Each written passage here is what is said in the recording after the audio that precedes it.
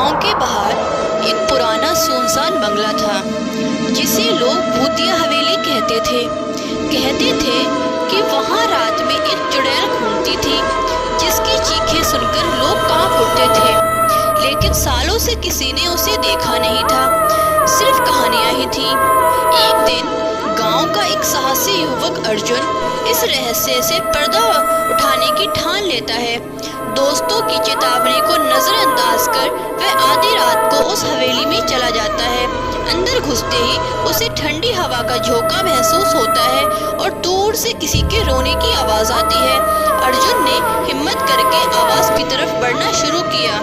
जैसे ही वह पुराने झूले के पास पहुंचा, अचानक हवा तेज हो गई और दरवाजे खुद ब खुद बंद हो गए। उसने देखा एक सफेद साड़ी पहने और लंबे खुले बालों वाली औरत जिसका चेहरा धुंधला था झूले पर बैठी थी।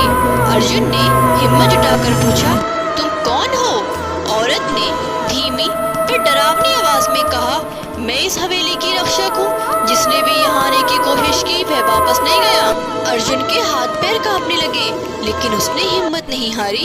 उसने जेब से तावीज निकाला और जोर से मंत्र पढ़ा।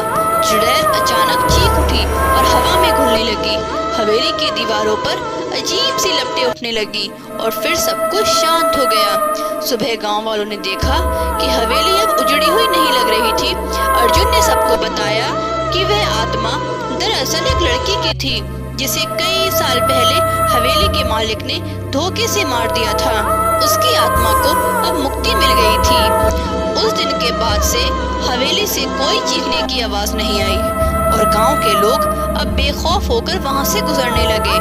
लेकिन अर्जुन को हमेशा लगता था कि रात के सन्नाटे में कोई उसकी हिम्मत को सलाम कर रहा है। वीडियो अच्छी लगी हो तो लाइक, शेयर, सब्सक्राइब करें।